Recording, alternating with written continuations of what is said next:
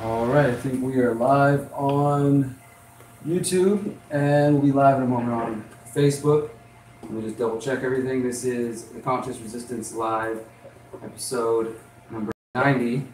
And tonight we're going to talk about Jeffrey Epstein. Excuse me, I get this. We're going to be talking about Jeffrey Epstein. We're going to be talking about the war in Yemen. We're going to be talking about geoengineering. We're going to talk torture. We've got a whole host of topics to talk about. Excuse me, guys, to get this set up. And I'm trying to simultaneously look at two different cameras, so we'll see how good we can do. But before we get started, please go ahead and share this out anywhere you can. If you are admins on pages or run any groups, feel free to share this out. Tonight we're talking about some important topics. Like I said, the war in Yemen. We're going to talk about torture. We're going to talk about 5G. We're going to talk about geoengineering. We're going to talk about Jeffrey Epstein. All these important topics that many, many people need to know about. And if you can do us a favor, share this with your friends and let them know that we're talking about important topics. All right.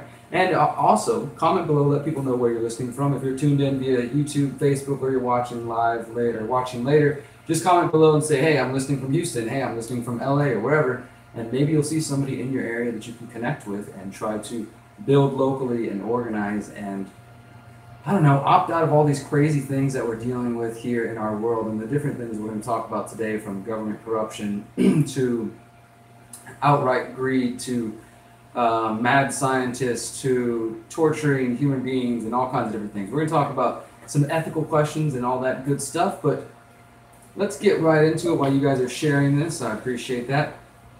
I want to remind you guys to bookmark theconsciousresistance.com, especially if you're tuned in here for the first time. If you've never tuned into our program, go visit theconsciousresistance.com. You can find essays, articles, interviews, audio books, free downloadable books, and all kinds of information to get plugged in, get informed, and empowered.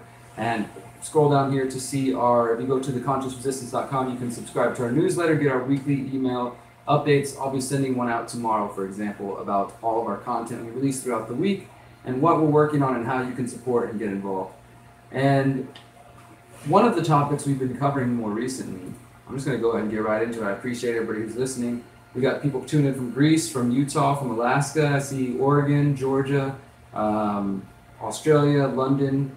What's up, everyone? Shout out. I'm here in Houston, Texas. Thank you guys for supporting. Again, please share this out anywhere you can, whether you're watching on Facebook or YouTube. And I'm going to try to just cover as much information tonight. I won't waste your precious time. It's a Friday night, or maybe it's morning wherever you're at, but it's Friday evening where I'm at, and I want to go out and enjoy myself. Tomorrow's my birthday, and I'm going to go have a cupcake tonight. So before that, I'd like to inform you guys a little bit about what's going on in the world. So let's go ahead and dive into these topics. Like I said, visit theconsciousresistance.com. You see this article right here, the first article called Days Before Jeffrey Epstein's Civil Trial Begins, the public learns more about his pedophile crimes. And then just click over there, and this is an article I literally just wrote a couple hours ago, and it summarizes what took place this week.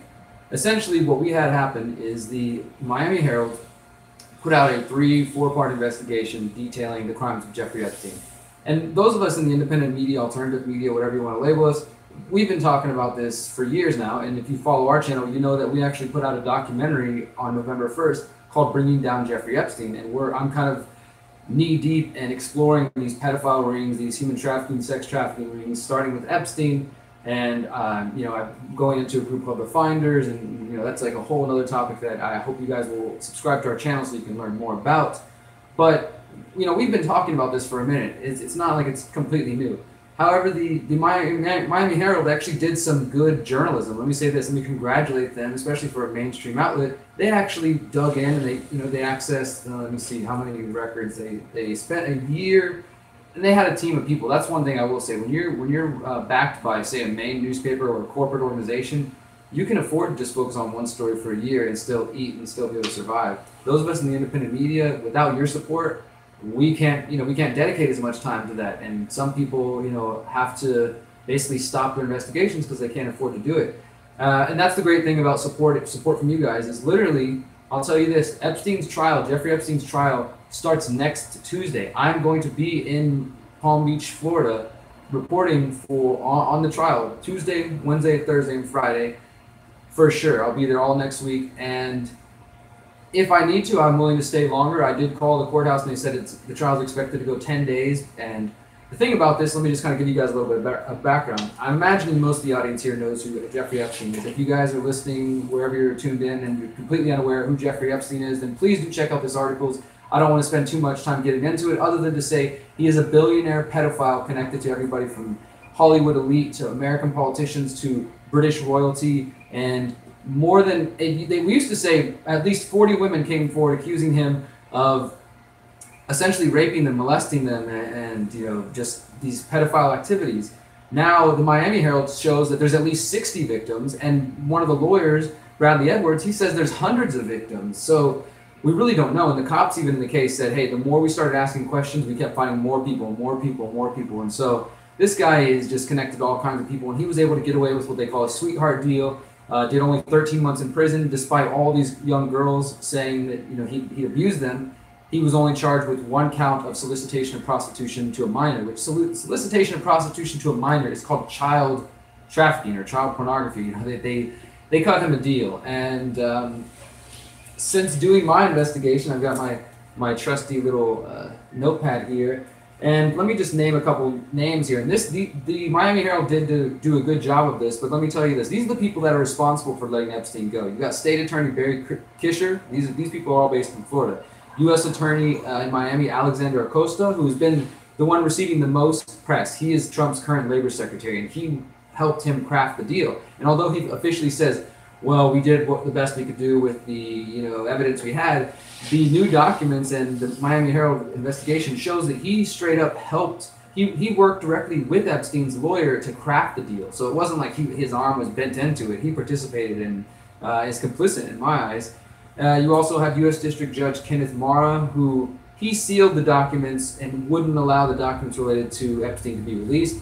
Then you have Marie Villafana, who was also one of the legal officials who helped this deal take place. And then you have Rick Bradshaw, who's the sheriff of the Palm Beach County Police Department, who apparently was also shutting down investigations into this situation. So the reality of the situation, when we're talking about these kinds of crazy things, and people don't really want to think that like maybe there are politicians and powerful people involved in pedophilic activity and things like that, is, it doesn't have to be some scary thing on the internet, right? I mean, these are people with names and faces and addresses and jobs and professions, and even if the legal system won't hold them accountable, we can still find ways to hold them accountable. I'm not talking about vigilante justice. I don't believe that, hanging Epstein up from the highest tree is going to bring accountability or peace to anybody. And in fact, we'll just turn into the monsters that we're fighting if we allow that to take place, instead of actually, finding an opportunity to give Epstein and people like him the ability to reflect and to, I'm not saying not to lock them up, but definitely they should be held accountable for their crimes. But I'm not sure that just violently killing them and dragging them in the streets the way we've seen Saddam and Gaddafi and these kind of things are the answer either. That being said, some of these people might be so messed up in the head and so twisted, especially Epstein. According to the records, they say that hundreds of women, like literally, I'm not even going to say women. These are girls. These are girls as young as like 12, 13, 14 years old, right? And the ones who were 16 and 17, he thought they were too old and he didn't want anything to do with them. So basically, Epstein apparently had this sick, disturbing habit where he was getting fed dozens and dozens of girls a day, all hours of the night, bringing them in there, and for years. And now this man is so rich and so powerful, he's living in his own private island, off doing his own thing, and nobody has any idea what he's up to.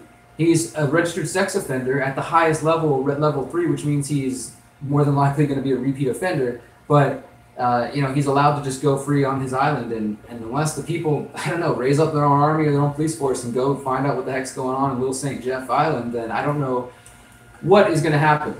But the one thing I will say, what is going on now, I mentioned there's a civil trial next week in Florida that I'm going to be at. So it can be a little confusing, but let me explain this to you. So in 2005, when the investigation started taking place, there was all different women that came forward, and Bradley Edwards was one of the lawyers representing the women. By 2008, when Epstein was actually found guilty of one of these, crimes, and then was allowed to go do his small little sentence and all that stuff, Bradley Edwards continued representing these women.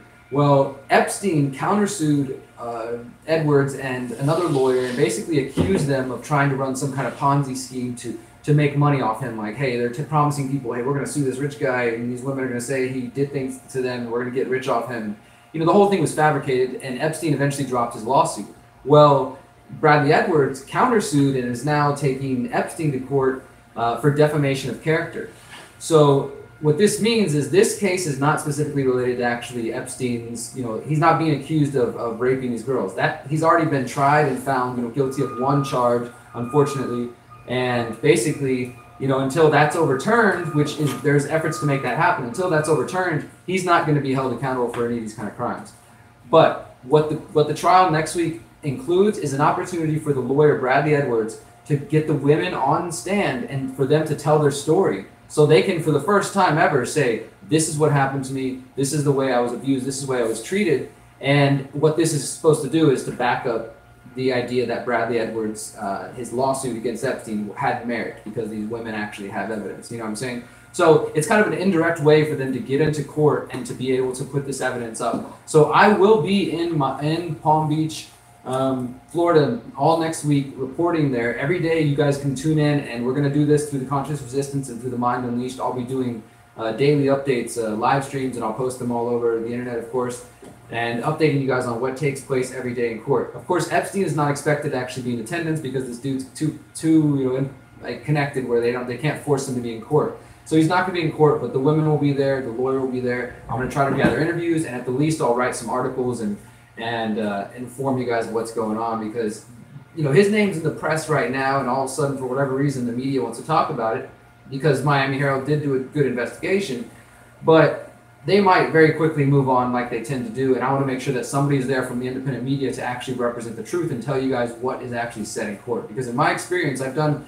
several different court cases. I was there at Bradley Manning's trial. I was there at journalist Derrick Brown's trial, Silk Road trial involving Ross Ulbricht.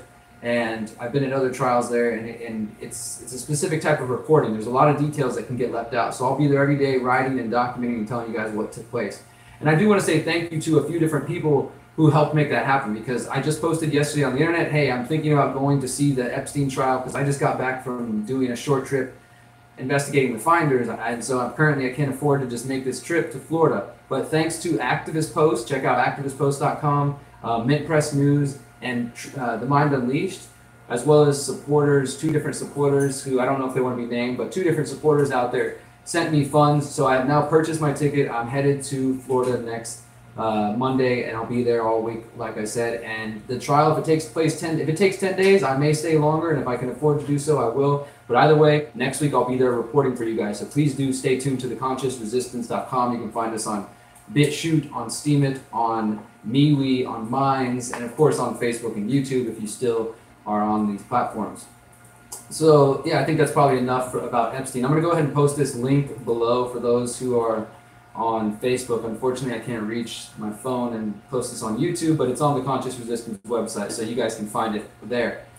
All right, now this one is a little bit less political, this next topic that I want to talk to you guys about, and it's more, I guess you could say, about philosophy and ethics and what we think about the world that we're moving into. Some of you may have heard about the tool known as CRISPR-Cas9, which is a tool that enables scientists to target and edit specific sections of the genome, and potentially to, say, in this case, deactivate a part of the gene, the genetic code that makes someone susceptible to HIV, right? So there's a lot of different potentials for this type of technology, where they're saying we can get into actually modifying the genetic code and get rid of disease and preventing all kinds of illnesses and things like that. But it's also kind of scary to some people because, hey, in some ways this is literally playing God, some would argue, or messing with nature if you prefer. And it does remind me of the Hollywood movies. You guys ever seen Gattaca? One of my favorite movies ever, Gattaca, and it has Ethan Hawke in it and Uma Thurman, and it's like about this future, super eugenics type future where the upper class are the people who are extremely intelligent and healthy and this kind of thing, and everybody else is relegated to a subclass of people.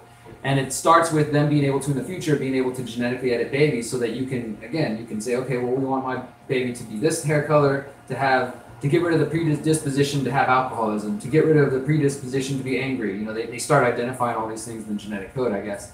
And this article here, it is just kind of asking questions. This is written by someone from Northeastern University. It says, CRISPR has been used to create genetically modified babies. Why are people so upset about this? And if you haven't heard, just last week it was reported by, or announced by, a Chinese researcher that they had created the first genetically edited human infants And most people are saying like, okay, this is violating scientific, you know, and ethical norms, and this shouldn't be happening.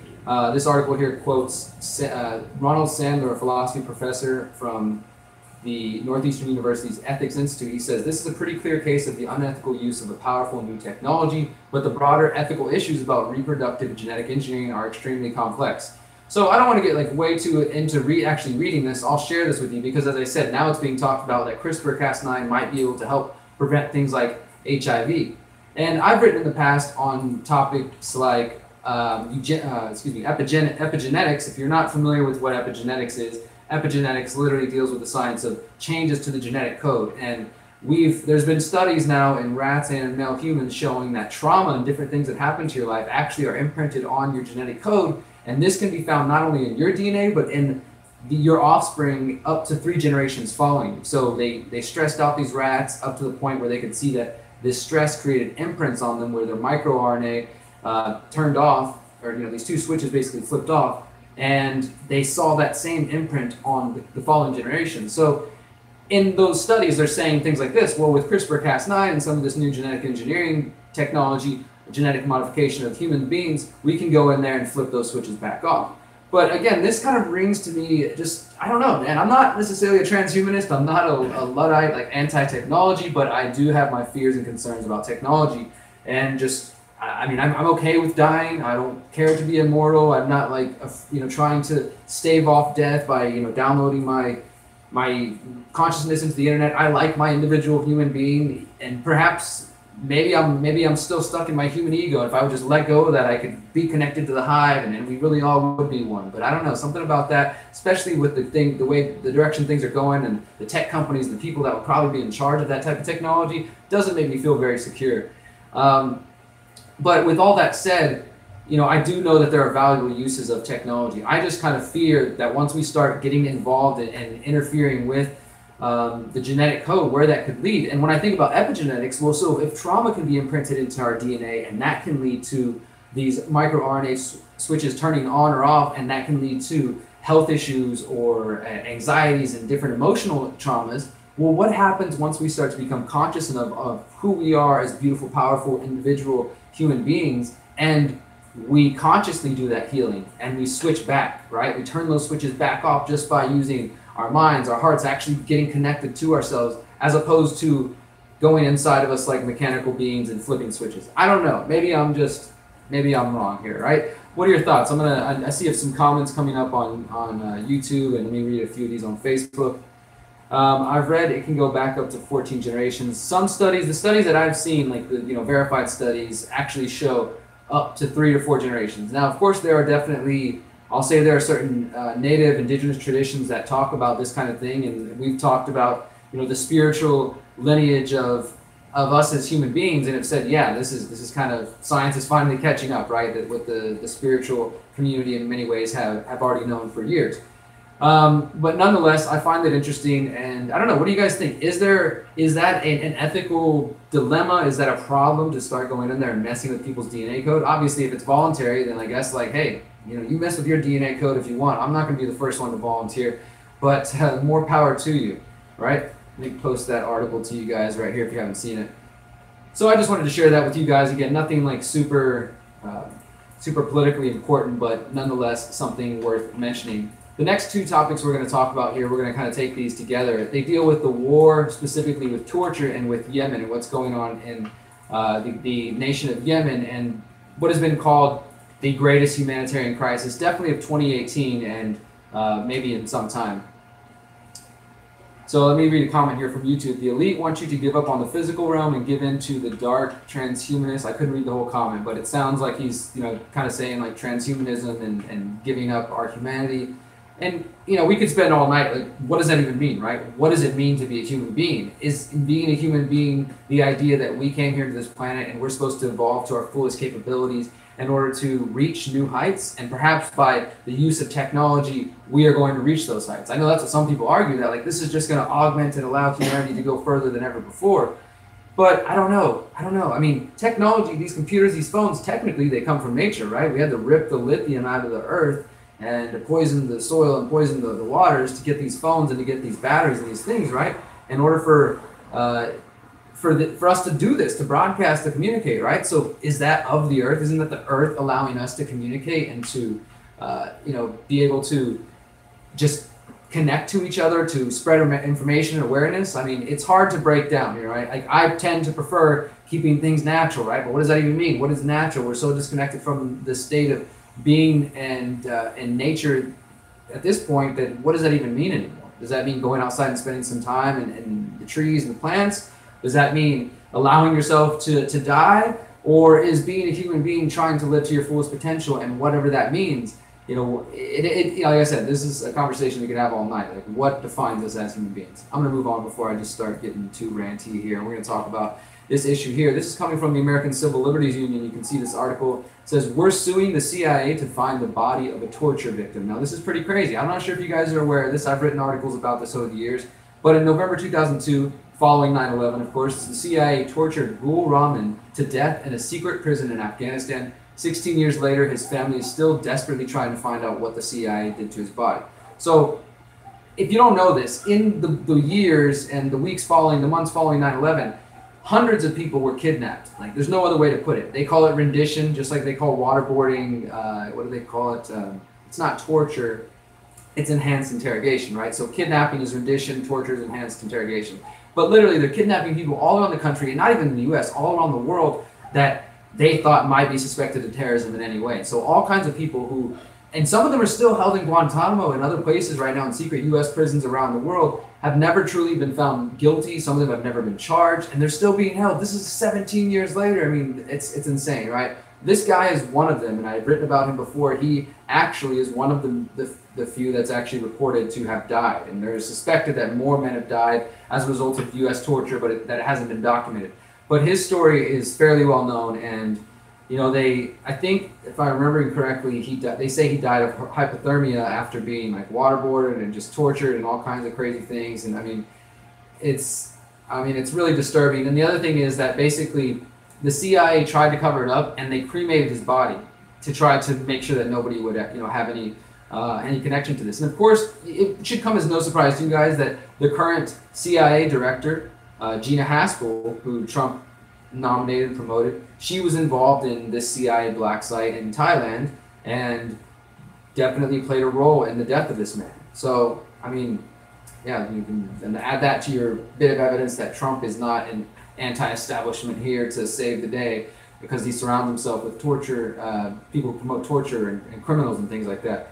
So right here it says, central to the CIA's discussions about its very first prisoner was a plan to ensure that their crimes would never come to light. In a July 2002 cable, the CIA personnel revealed that if the prisoner died under torture, they would cremate the body of the prisoner. That would eliminate the evidence. However, they worried if the person survived, he might one day reveal what the CIA had done to him. So they demanded, quote, reasonable assurances that the prisoner will, quote, remain in isolation and incommunicado for the remainder of his life. Like, literally, they just want to lock people up because they're like, well, we tortured them, we didn't find anything, but if we let them go, they're going to tell everybody about this. I'm posting this link to you guys on Facebook. This is coming from the American Civil Liberties Union. You can find that article on their website. And this next bit of news relates to Yemen, and it's all part of the same. I mean, you guys understand that we've been in these conflicts for generations now. Like, people who were born in the year 2000, 2001 are now growing up, and their entire lives, the United States has been fighting the same wars, and they're showing no signs of slowing down because we have military budgets that are bigger that are numbers bigger than we can even fathom and truly understand. Yeah, we can say like, oh yeah, 50-something trillion dollars going to war, but what does that even mean? How do you even contemplate and really understand that amount of money and what that means and where it could be used other places? And I mean, it blows my mind. So the next story here we're looking at, this is a report from The Intercept, but you can find information about this all over the place, that the United States Senate actually apparently took a step towards ending the war in Yemen, at least on the surface. Now, I'm not saying we should expect much from this, because if you know anything about our work here and what we promote, we don't look to politicians for answers and wait for them to save the day, because we realize that the truth about what's going on in our world and the solutions, they're going to come from within each of us, free, powerful, beautiful human beings, not from corporate and state structures. So we don't sit around and wait for them to solve the day, right, and solve our problems for us. But the Senate did take a step towards ending the war in Yemen by actually voting to withdraw on Wednesday afternoon, voting to withdraw all unauthorized U.S. military support for the Saudi-led war in Yemen, which again, as I said, has become the worst humanitarian crisis and killed more than 50,000 people. Some numbers say even higher. There's a little podcast about this. I'll share this link with you guys, but I just wanted to call attention to that because among all the other stories, and we've got a couple left here, we've got 2 more stories. We're going to talk about geoengineering and how that's coming into fruition now. We're going to talk about 5G. But among all these stories, it's very easy, keeping up with what's going on in the day-to-day world, especially if you're glued to the corporate media, which I just want to say, throw your TV out the window if you can, or, just set it. I mean, don't hurt anybody. Make sure there's nobody down there. And honestly, maybe that's not a good idea because it'll probably just end up leaking stuff into the river and the water and polluting more and causing harm, even though it make you feel good. So what you should do is take it to like a smash room. Have you heard of a smash room? These are these new places, rage rooms, smash rooms, where you can let out your frustration by breaking old appliances. So I think you even get a discount if you bring your own stuff. So if you have a TV, unplug it, take your microwave with you too as well, because that's trash and it's poisoning you. And take them to a rage room, a smash room. I know there's one in Omaha, Nebraska, but there's probably others. And take it in there and just beat it, let out your frustration and aggression, and in a healthy way, and then just breathe. Let it go.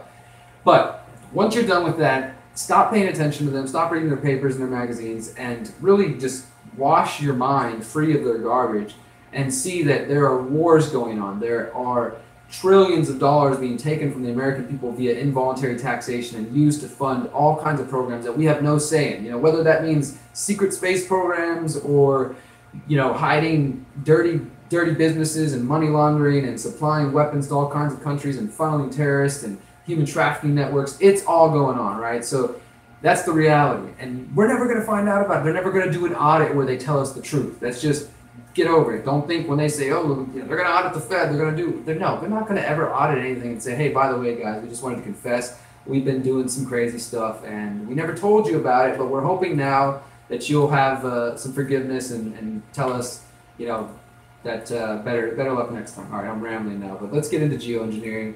This is a topic that I've talked about for years now. If you followed my work, you're ahead of the game. I mean, I just want to be real about it. You're following the conscious resistance. If you're keeping up with our content, not just my content, but with our other content creators, you're going to hear about solutions. You're going to hear the news before even other independent outlets. I love all my colleagues and my competitors out there who are making good content, and there's a lot bigger channels than ours, but I think that we have a unique insight that most channels don't necessarily offer, and we're trying to promote solutions and get people to see what's coming before it takes place.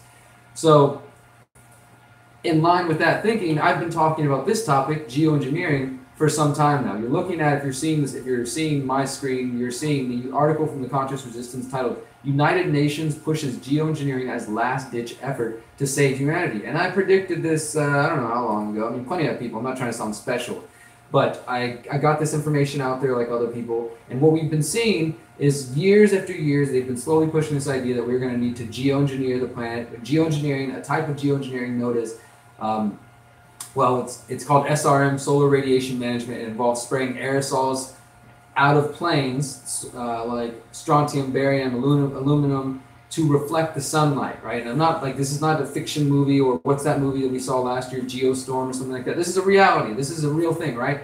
And then last month in October, it was reported by the UN's Intergovernmental Panel on Climate Change that there's basically no way, they're saying that without investment into geoengineering technology, the Earth's temperature is going to continue to rise and there's nothing we can do about it. And they're saying we have like 12 to 13 years. So that was kind of the first big push. And now people, of course, are righteously freaking out and saying like, oh my God. And what is being presented as the solution? Well, the thing we've been telling people they were going to do the whole time, all of a sudden now they're like, well, this dangerous technology, because what I've been talking about for years is, look, every study I've found, they say, look, we're more than likely going to lose blue skies. There's going to be unpredictable droughts in some places and rains in other places. And also what they said is that once you start geoengineering, you cannot stop, because if you stop, it'll actually cause the Earth to heat up even faster. So let's just imagine this for a minute. Just put on your tinfoil hat for a moment and speculate with me. And I'll imagine that, like they have done in the past, the U.S. government and other private entities are lying and privately testing this technology. Maybe they're doing it because they care about you and they love you and they have positive intentions. But let's just say that they're privately doing that, right? Then they start to study it and they realize, holy crap, we can't stop. Like if we stop, it's going to be, things are going to be much worse. So then they devise a plan to slowly implement it and bring it in through the media and bring it in through pop culture, like the Hollywood movies, Geostorm and all this kind of stuff, and get it in the minds of people. And now they present it as the final solution that we need to save the day. And that's what we've been seeing take place. And so there's been more and more studies talking about saying, like, this is it, we've reached a crisis point. Most recently, the US government actually put out their own report saying the same thing. Trump, of course, is saying we're not paying attention to that report. But the US government and their agencies are saying that we're pretty close to the end. That, like, if we don't change things now, the planet's doomed and we're all going to die. And it's kind of scary, right? So to avoid that, what they present, what they promote is geoengineering. And like I said, geoengineering, it comes in a number of different ways. There are different types of geoengineering, but solar radiation management is the one I'm referencing that specifically involves spraying aerosols out of planes. You can see this from futurism.com. This is the most recent release. Harvard scientists to release sun-dimming sky chemical in 2019. So after we had a small study of geoengineering this year by Harvard and Arizona, now they're saying they're going to do a small-scale trial actually starting to release particles into the sky. The other one was just like a test of a balloon. Now they're actually putting calcium carbonate into the stratosphere as the first test. And make no mistake, it's coming. There's going to be more. Look at this article from Vox. Geoengineering is a last-ditch option to stall global warming, and it's getting its first test. So they're pushing for this. They're pushing this idea. And look, even if you're listening, you're like, okay, is this guy talking about that chemtrails conspiracy? Look, you don't have to believe in conspiracies to be questioning the science of geoengineering. Even if you don't think that they're already spraying and things like chemtrails are truly just a conspiracy, distraction, whatever, no matter what, when you look at the science of what it's that we've learned about geoengineering, it is bad science. It is a dangerous technology, and they're rushing forward. They're pushing this forward. So even if you don't think it's already taking place, you should at least be skeptical and asking questions and trying to raise awareness about why they're pushing so hard on this and where it's going. And then this one here is coming from ecobusiness.com. It says, new plane shows how geoengineering works. And this is talking about a recent study that looked at what they're calling SAIL, or stratospheric aerosol injection lofter, which is a plane that they said is going to cost more than $2.35 billion a year to run. So they're saying supposedly the technology to actually geoengineer already is too expensive and that nobody could afford to do it. So they claim this was, a way to discount or to debunk any sort of chemtrails conspiracy theory. Basically, the study is saying, look, we can't even afford to do this conspiracy even if we wanted to.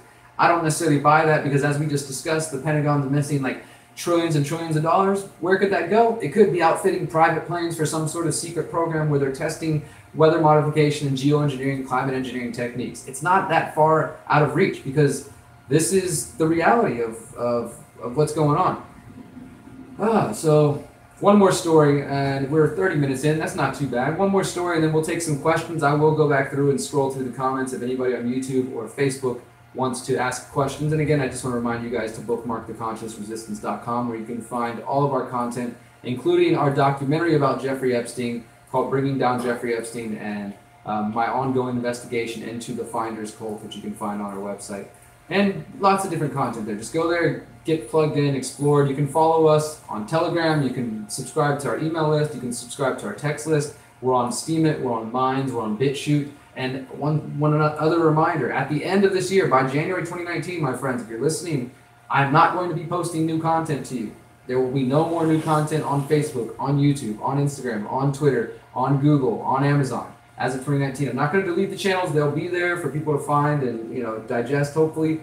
But I will not be adding anything new. You'll have to go to either just follow our website, subscribe directly, or support us on these other platforms, because it's time for all of us to make your New Year's resolution to actually live in line with your values, right? If you're going to make such a thing, just choose to say, okay, in 2019, I'm actually going to take steps to live further in line with my values than I ever have before. I'm going to say that rather than just taking the easy road and just continuing to support businesses and industries and people that I don't condone their behavior and that don't align with my values, by giving them my time, my money, my energy, my moral support, I'm going to just opt out of that. I'm going to find a different way, even if that means I have to, take a longer route to work, or I got to maybe spend an extra dollar here to eat something that's not coming from a business that's poisoning the planet. And these are, I would say, small sacrifices. I don't really know if I would call them sacrifices, because if you're living in line with your values, I don't know, that's not really a sacrifice. That's just like, yes, I get to live in line with my values. I'm living closer to what I believe is necessary to be a happy and fulfilled human being. So how about in 2019, we all take steps to start living in line with our values? And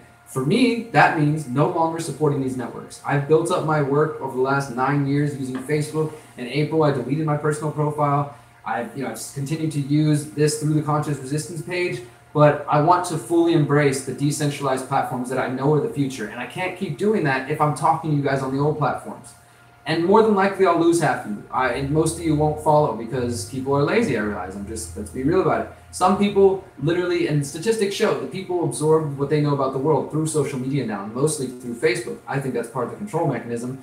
And so when it's difficult to get people to like sign up for a different website or just to go to my website a couple times a week, which is not that difficult. I mean, it's not like I stop working. I continue every day to wake up and think of how to create new content, how to expose people and raise awareness, and work with new people on projects and ideas. And we've got a lot of things coming in 2019. We faced the purge, the independent media, in 2018. But in 2019, I'll just drop this little thing in your ear. January 2019, a number of the biggest names in independent media, independent alternative journalism are going to be gathering and getting together. Not for a conference or a festival or a party, but to brainstorm on how we can save our work and continue to expose and wake up people that we've been doing over the last decade. So we're not going anywhere. And we want to continue to grow, but to do so with our own platforms and not by continuing to give Mark Zuckerberg and Instagram and Google money from the ads that they use from our use of their platform, right? So that's what's going on, man. We basically, we don't no longer want to support these platforms. So if you want to see our work, I'm sorry I didn't mean to get into this rambly rant. We're about to talk about 5G, but if you want to see what's going on with my work and actually get plugged in past January 2019, then you're going to need to follow on theconsciousresistance.com. You're going to need to follow us on bitshoot.com. Check out bitshoot.com and then go to the Conscious Resistance. You can check us out on minds.com at the Conscious Resistance Network. You can see us there. There's also MeWe. We have a page on MeWe called the Conscious Resistance Network. We're on Steemit/DTube. I have a Telegram channel. There's so many different platforms that aren't stealing information from the people, taking information from the people, and then using that to make money off them, and then using that to share with the government agencies or censoring us and just all kinds of things. So I don't want to support that anymore. If you would like to live in line with your values in 2019, then please join these other platforms. And even if you don't want to join them, you can just go there to digest the content. All right, last story of the night, 5G. Now, those of you who've been following, you know that we've been covering the 5G info for weeks now. I've gone to Houston City Council 3 times now over the last month and a half, and I've gone on local news, Fox 26 here in Houston, talking about both the health concerns related to 5G, the surveillance concerns, and just, let's say, the philosophical, ethical concerns with the fact that this is a technology that takes away your ability, your right to sovereignty and self-ownership, and to say, hey, I don't want to use this product, because once it's everywhere, it doesn't matter whether you want it or not. You don't have to buy the service. Once you're surrounded by these small cell towers that are going to have to be installed, and they're already starting to be installed around the country because 5G doesn't travel very far, you really have no say in it. So this article I'm looking at here is coming from TheVerge.com. It's titled 5G is weeks away and Tuesday marks its first real test. And it's talking about Qualcomm's Snapdragon Tech Summit in Maui, Hawaii. And it's just talking about, essentially it's getting into all the plans of AT&T and Verizon and all the different companies and how they're preparing for 5G and what we should expect. And this article, it's got to be at least, I'd say 1,800 words, if not more. And when you do a Control F on this, you don't see a single, there's not even, the word health is not even in there. The word privacy is not even in there. The information about the National Toxicology Program study relating to cell phones and saying that they call it tumors in rats, or the American Civil Liberties Union's concerns about smart cities, 5G cities turning into surveillance cities. You don't hear about that. Or the Kaiser Permanente study that showed that women in San Francisco living near cell phone towers have a rise in miscarriages. You don't see that, right? Why are these questions not being asked? Why is that information not being presented to you? Instead, it's 5 weeks away, and here's all the ways it's going to make everything faster, and here's the phone that they're going to have, and that's all they want you to care about. How much data do I get on 5G? The conversation is so shallow that, I'm not saying you shouldn't be excited about having driverless cars and robot assistants and robot sex bots and all kinds of crazy things you guys want in this futuristic world. But we should ask questions about these platforms. I see a question here. What about Ben's new website? Will I be on that? Yes, I will be on Isagoria once Ben gets that launched. It's it's still a ways away, but we'll definitely be working with Ben Swan on that. And Telegram. And by the way, once the show's over, I'm going to go back on YouTube and Facebook, and I will comment back to you guys. And if you're asking where these links are or just any information, I'll relay that to you. So the 5G networks are continuing to grow, and they're just expanding daily, and we're moving closer into it.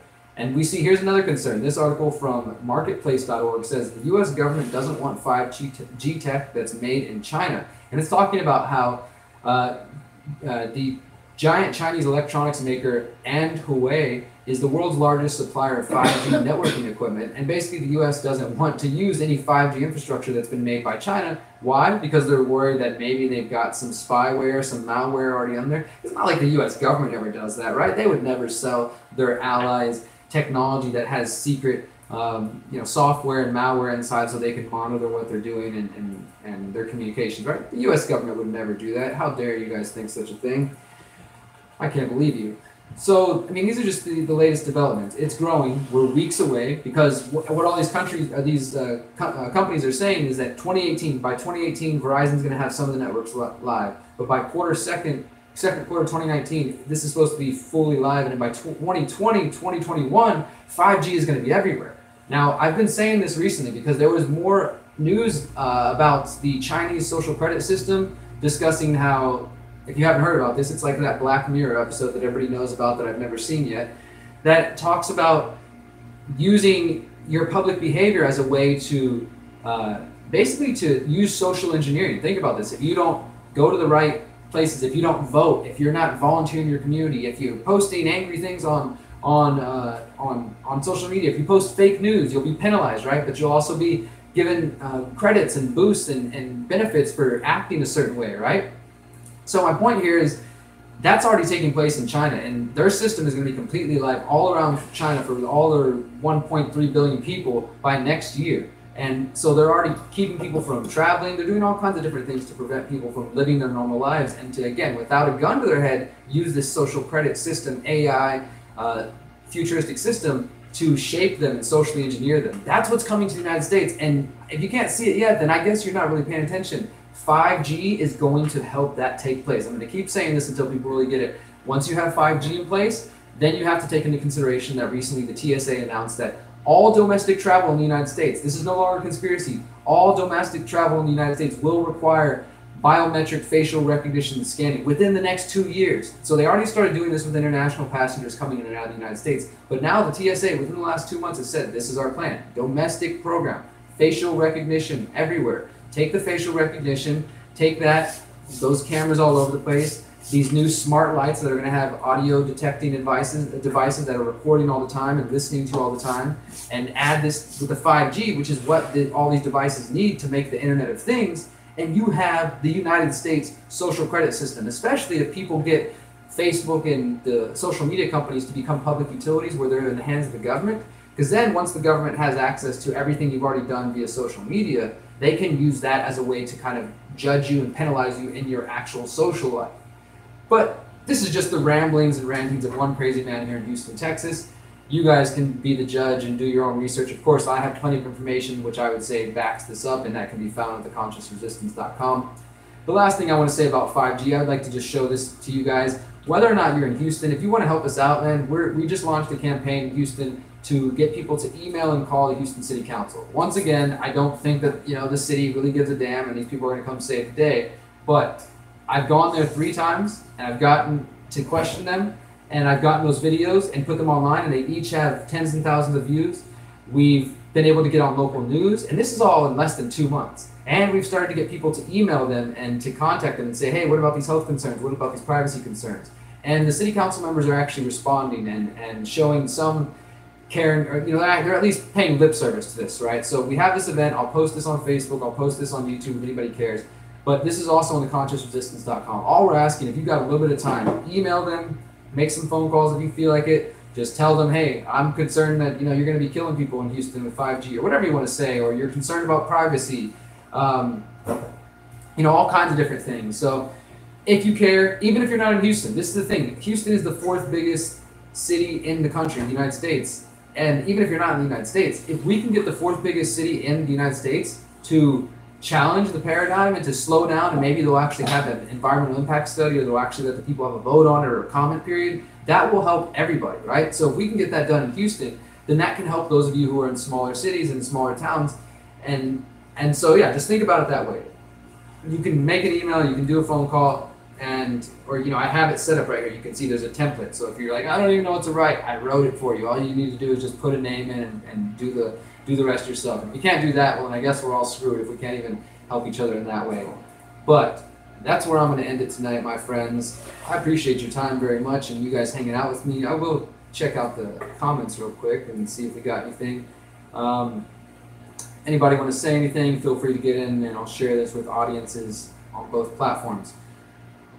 So we got, yes, invasion of privacy, facial recognition used to travel abroad. Yeah, somebody says I quit flying 8 years ago. I can understand why you would want to quit flying 8 years ago. And I fly quite a bit these days for journalism, for speaking, and it's getting increasingly difficult to want to continue to do that. I don't really want to continue to do that. I would like to just continue to be able to travel freely without being interrogated and harassed. But this is the thing, is since the United States government has a monopoly on the landmass that we call America, they work with their their bureaucratic organizations, their government agencies, and say, well, we're going to set the rules and the norms, and if you don't follow those, you can't get in and out of the country. And I don't know if I want to stay here that long where I end up stuck in the country. Some of you know that I've talked about launching an intentional community in 2020. This is what I'm building towards. My book series, The Conscious Resistance Trilogy, which you can download for free on my website, theconsciousresistance.com. The Manifesto of the Free Humans talks about establishing free conscious agoras of free human beings trading together and growing their own food and really opting out of the system and creating something better. I used to think I wanted that in Texas. Honestly, I'm not sure that I want to stay in the United States anymore. And that's really all I'll say on that. You won't hear me announcing it wherever I decide to go online, but I do think that there are reasons to maybe say, let's get out of the United States for a period of time. Let's see what things look like after 2020, 2021, and maybe some of us can be playing the role of, Underground Railroad, helping bring in supplies and get people out if things go that crazy. Hopefully we can avoid all that, but I'm just saying we got to be thinking about the realities that are coming our way. All right, guys, thank you so much for staying with me tonight. Those who've been listening on YouTube, those who've been watching on Facebook, and if you're watching this later, I appreciate that as well. Once again, please bookmark theconsciousresistance.com if you want to make sure to stay plugged in with all of our work. That is the only way you can make sure to get everything that I do and all the work we create. Follow it on theconsciousresistance.com. Go down here to our website and sign up for the email list. You'll get those on Saturday and Sunday. I'll be sending one out this weekend. Right to your email box. Sign up on my text list if you want to know about that. Comment below. I'll give you the link to the text list. It sends you updates directly to your phone when I create a new video or a new article. Let me know if you want to know about the Telegram channel, all that. You know the drill. Follow, like, subscribe, all that good stuff. Thank you guys so much, both of you out there, everybody out there who's doing something. It really means a lot to me to get to just ramble to you guys a little bit and have people actually listen, because I spend all week and literally hours, tens of hours a day, dozens of hours a day researching and writing and sometimes getting sucked into this information. So it's cool to feel like I can at least connect to some people digitally, and some of you I know in person, but to get this information out and to share it with people who actually care and give a damn. And maybe through that little bit of action, we can actually make a difference. That's what I hope for. That's what I fight for. Thank you guys for listening. Once again, my name is Derrick Broze. Remember, you are powerful, you are beautiful, you are free.